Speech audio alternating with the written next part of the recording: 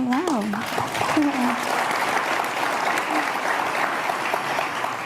So when we have this conversation, and we've heard about diversity, we've heard about different groups, that this is where I have some knowledge and some work that we do.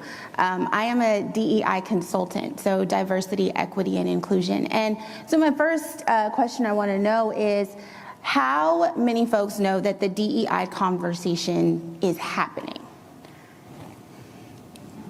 Okay. How many of us know how broadly it's happening in? Do we think that it's happening only in certain sectors, or do we think that DEI conversations are happening globally or at least nationwide? How many folks think that it's only like a conversation that's only to maybe colleges or to things like that? Raise your hand. And how many of us understand that this is a national conversation that we're having? Great. So the first thing I want to answer is, how does diversity impact an organization? So when you look at different statistics and data, diversity and having a diverse workforce really increases productivity. It encourages creative problem solving. People from diverse backgrounds, and diverse as in different, people with different backgrounds think in different ways, and they problem solve differently, right? So me coming from my experience, I'm gonna problem solve differently than anyone coming from a different experience. So diversity helps in creative problem solving, and I can definitely say that when we're all in the middle of a pandemic, creative problem solving is what gets us through. And so we've all had to be incredibly creative. And when you have a diverse background and you acknowledge and appreciate and respect the diversity that you have, you're able to tap into that. And then another thing that is really the point of what we're talking about today is retention. So you have less turnover when you have more diversity in your workplace. And we know this, right? So we know this because you have people that are happier. They connect more positively to their work environments. And this is not something that's new. This isn't novel. But when we're talking about DEI work, we really have to ask ourselves some tough questions. And the conversation, I'll start by saying that these kinds of conversations are not easy. So the part that I walk in and I have this conversation with you about DEI work, it's never an easy conversation. There are definitely difficult things that we have to talk about, but we absolutely have to talk about them, right? So one of the ways in this industry specifically that I've heard from speaking to people within this network is that there is an effort and a desire to want to increase diversity in terms of race. So adding people of color to the industry. And I've been asked questions from different employers and different presidents who have asked me, yes, I mean, we just can't attract people of color. Like, we can't retain people of color. And one of the things that I like to share as just kind of a baseline of understanding where this conversation starts is that I have a best friend who is now a plant mom. Do any of you guys plant people in the room? I'm not, okay? I'm a human person though, okay? I have 5 humans that I raise and grow, but I cannot grow anything green, and everything green is fake. So let's just be clear, right? But she has become a plant mom, and I have watched her, for lack of a better word, blossom into this woman who grows cucumbers and broccoli and lettuce and tomatoes and makes things with them in her kitchen. It's wonderful. So after all the springtime, her summer harvest was done, and I said, what are you going to plant next? And she said, well, I want to grow broccoli. And I said, oh, okay, that's cool. When are you going to do it? She said, oh, well, I have to wait. I said, why? And she says, because I'm actually, she had and was in a community garden, so she had a plot. And she said, I want to make sure I'm tracking how many hours of sunlight my plot gets. And if I'm going to grow broccoli, my plot needs 8 hours of continuous sunlight. If it doesn't get at least 8 hours of continuous sunlight, my broccoli won't grow. And so she knew, right, that she needed to do that work up front. Otherwise, she was going to plant broccoli, and it was going to be a waste of her time, and it wouldn't grow. So sometimes when we think of diverse talent and we think of people of color and we think of any other culture, any other group of people that you want to attract into your organization, sometimes you can absolutely attract them. You can absolutely go to different colleges. You can absolutely go to other types of diversity offices within organizations, nonprofits, etc. Right? You can definitely look at your network and Indeed and other places like that and target individuals with that background. But once you get them in the door, if you're not getting at least 8 hours of sunlight, it won't matter. And you won't be able to retain that group. And the simple yet difficult sometimes fact to realize is that if you are having turnover in that space, it's because your environment doesn't support the talent. And that's a very difficult conversation to have, and it's a very real truth.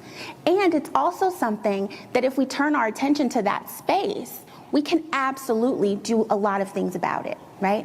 So what are some ways that we can think of in terms of how to make sure we have a culture that supports the talent that you want to retain? And then think of retention as a means of attraction. And what I say, when I say that, I mean, when I look at, and other people that I know in my personal network, when we look at places and we look at organizations and we think of the organizations that we want to land in, a place that we want to put roots, a place that we want to grow, a place that we want to think of a 5 or 10-year plan. We are ambitious and I want to move up in the ranks. If I look at leadership and I don't see myself represented in leadership, I don't believe that that's the place for me. It may pay, I may pay bills, but I won't build a career there. I won't feel like I can. Now, is that true? Is it true? Now, from your perspective, you could say, our leadership looks like this, but we absolutely would allow anyone with the qualifications to sit in that seat. That may very well be true, and that's absolutely not what it looks like. And what things look like and how it's perceived and how things are felt are the intangibles that really speak to retention more so than some of the other tangible things that we think of. So when we think of tangible things, we think of pay, right? Now flexibility is being added into that within the pandemic. Work from home options are being added into that within the pandemic. But if your culture doesn't support the type of talent that you would like to attract, you won't retain said talent, and you won't be able to use retention as a means to attract more of that talent. So representation absolutely matters, and it's something that isn't taught. And I'll give you an example. My 5-year-old loves space. Before the pandemic, we had this big party, and he turned 3 years old, and he had a space party, full on with, helmets or I don't know what they're called. He had it. And so this Christmas, I bought him a reversible rocket-shaped, like a 3-foot puzzle, okay? And we do it all the time, actually. We've done this puzzle 10 times, and it's reversible, so we can count that. Anyway, when we did the thing, there's one side of the puzzle, and it's all these little children that are astronauts. And he said, Mommy, that one looks like me. Wait, and that one looks like me. Oh, and that one looks like me. There were 3 little kids that looked like my son.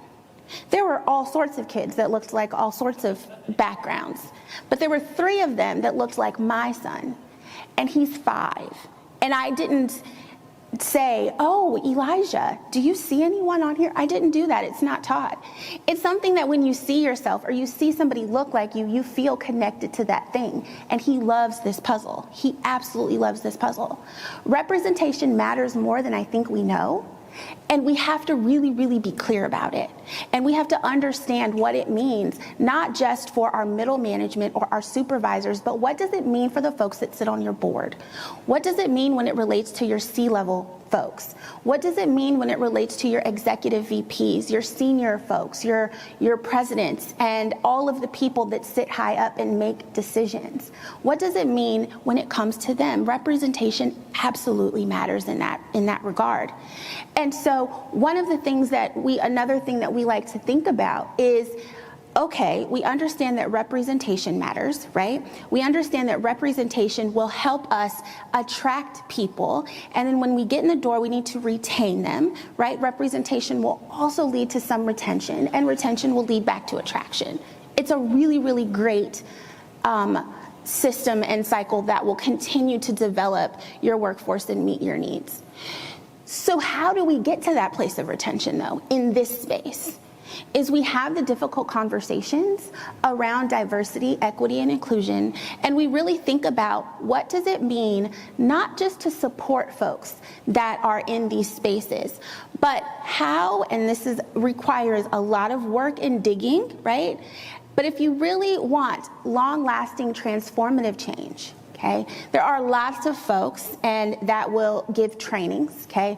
I know that we've seen in the media at times when something occurs and it feels like it was racially motivated, then a company will come out and they will do a bias and sensitivity training. Have we heard of these before, bias and sensitivity trainings? Have we heard of them? Whether or not you've participated, but like if you know that they exist, this is what we do sometimes. And we do other unconscious bias trainings, and we do things like that. And there are some checklist type of things that you can do. But from a deeper perspective, and from one that creates longer lasting change, is one where you look in your organization and you ask yourself, right, how are people unsupported in my organization? How is diverse talent unsupported in my organization? What does it mean to not be supportive? And are those behaviors prevalent within my organization? Now, if you're taking stock of your organization by yourself, your answer will likely be no. And I'm going to tell you why. I have been in situations where I have been unsupported and have felt unsupported on the basis of race, and I have never once told my leadership. Because I wouldn't, because I don't feel supported. So having these conversations within yourself and within the leadership is actually very ineffective, because there could be things happening, and I know from personal experience that you have never heard of and you will never hear of. And I guarantee that those things that aren't being spoken about are absolutely related to your turnover. They're absolutely related to your inability to attract people of color. They're absolutely related to your inability to retain people of color, because there are all these things that people aren't talking about. So what do? Well, we set up space to talk about it so that we can uncover things that are happening where folks in this space feel unsupported. And then we say, okay, one of the first things that I like to make sure is absolutely clear is that there are absolutely behaviors that are unsupportive to people of color, that are maybe microaggressions, things that people find offensive, that I personally, as a consultant, do not attribute to the character of the person doing the thing. That is very, very important. Sometimes one of the biggest barriers to these conversations and identifying behaviors that are unsupported is that if there's a behavior happening that I'm doing and I'm not supporting it, then I am in some way biased. We all have biases. I am racist. I am this. You're likely not. You're likely not. A, because you're having the conversation. You're not in that space. Where you may be, though, is unaware, and that is fine, because unawareness is fixed with awareness. So we have the conversation. So we figure out what behaviors are happening or could be happening in spaces where people aren't feeling supported. And then we talk about those things, and then we correct them. But in order to move toward that, in order to be a part of the conversation around diversity, equity, and inclusion, which is not going away, it's not going away.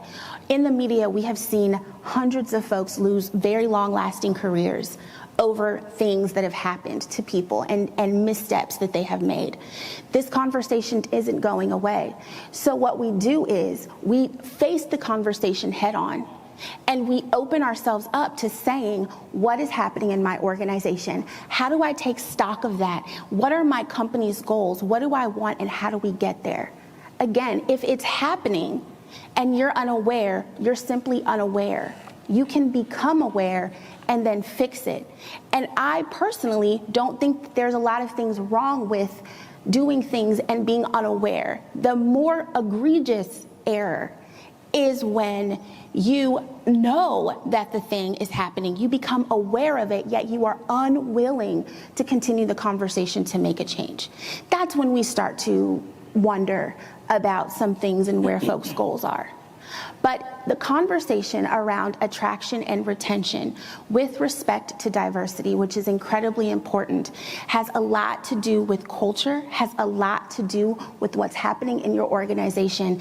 And a lot of these things are happening not necessarily overtly, but it's definitely an undercurrent. And whether or not it's explicit, it is definitely an undercurrent that can be felt quite easily from folks that look like me and folks that have been in my position. I've been a STEM educator, and I sit in rooms quite often where I am the only person of color. I majored in chemistry. I taught chemistry. I taught physics, and there aren't very many women in that space. And there are definitely not many Black women in that space. I am in a lot of rooms where I am the only one. And I went to a Black college. So I went to a Black college full of thousands of geniuses, just like myself, and we all walked across the stage, and we were all together, and we all were in the sciences, and then we went out into the workforce, and we are always the only ones in the room.